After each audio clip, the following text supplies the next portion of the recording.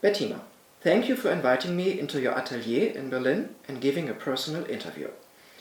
You have lived on the West Coast in America and had your own fashion business for 24 years. You showed your fashion collection at New York Fashion Week, sold at Bergdorf Goodman, and at some point had 10 employees. For someone with your background, what made you change direction and move to Buenos Aires for Tango? Thank you for the interview as well.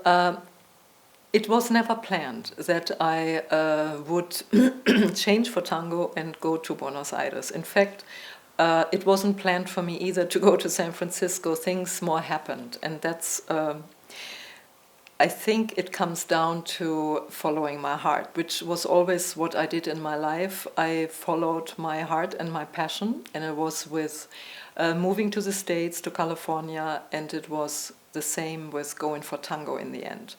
So I was lucky to learn at a very nice little couture school in San Francisco, and there was a wonderful creative climate in those days in California.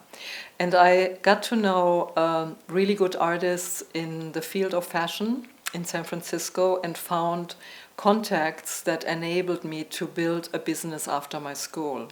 So, but as an artist, if you want to stay creative, to be confronted with having to do production is a very tough business also, and my line grew very fast. So when I started showing at different shows and selling to all these stores and doing New York Fashion Week, it became increasingly more demanding. And I ended up feeling very, very stressed out with this dichotomy of being wanting to stay original in my work and at the same time having to reproduce all the time. So what happened in 1992, I saw my first tango performance, which was at the time Tango Argentino, on stage in San Francisco. And it was for me a moment that I never thought it would end up completely changing my life. Which it probably did for many people that are in tango today. But I was so mesmerized, not only by the presence and the creativity of the dancers of this time, the early troupe, where I saw my later teacher, Rodolfo Dinzel, the first time, and Gavito and all those people. So I also was really, really excited by the flowing movements, the synchronicity, and the music, but also the styles of the dresses, of course, for me as a designer. The various periods, my work, I have to go back a little bit, my work has been, initially I studied theater costume in Germany. So, but I didn't follow theater costume. I ended up creating fashion and collections, and then suddenly there was a stage again. So when I saw these different possibilities to create 20 style, 30 style, turn of the century elements of feathers and fringes and whatever, I felt like there was a new opportunity. And what I saw as well was a freedom of a possible fantasy collection. So it took a few more years till I finally, actually through an Argentinian assistant, be having the opportunity to take my first dance class. And it was in 98, and that's when I really got into it and ended up training 4 to 5 times a week. And in those days, I saw nobody did tango fashion. It was only the fashions on stage, but there was no fashion that was actually in those days worn in milongas or in practicas. And for me as an artist, I saw a real opportunity to create a line, a fashion collection for tango. What is it that moved you in tango? I remember my first class. It was in a private home, And when I went into the embrace and started doing my first steps, I was overwhelmed with emotion. So I would say the first few weeks of classes was two emotions. One was I felt incredibly happy, and the other one was I was crying a lot. It's somehow the feeling of flowing and synchronicity that I experienced through the embrace brought up very deep feelings, and it is something that I hadn't experienced anywhere. It was the combination of the music, the heartfulness, the heartful energy, and the closeness with another person, the embrace. And I just had an overwhelming sensation, and it was that of freedom. What did tango mean to you personally? Um, well, what comes to mind is the first thing is tango really is a love affair. It's like you fall in love with something that is magical and that is very special that you don't really have anywhere else. And it is, I think, the most important essential thing is the sense of synchronicity you're able to experience with one other person in a close embrace. And the interesting thing is, it doesn't need to be a person that you've known or met. It could be with a perfect stranger. It is just that very human element that you meet a stranger, for example, on a dance floor or someone you've never even seen, and you go in an embrace, and something happens, and you start moving together, and that is the magic part, and no one really knows this, that you move in synchronicity and that you move in union. And it's that feeling of union, I think it's a very basic human need. What I need to mention at this point also is that, of the meaning, is that I was used to designing on my own for years.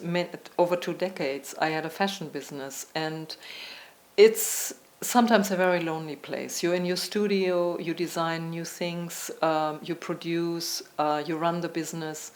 And in tango, what was so special that I was able to experience creation as an artist and creativity with another human being. So suddenly you created in improvisation together. And a very decisive influence in my dance life was really the professor I had, Rodolfo Dinsel, and I moved to Buenos. I met him the first time in 2000, my first trip to Buenos Aires, which was a very special time.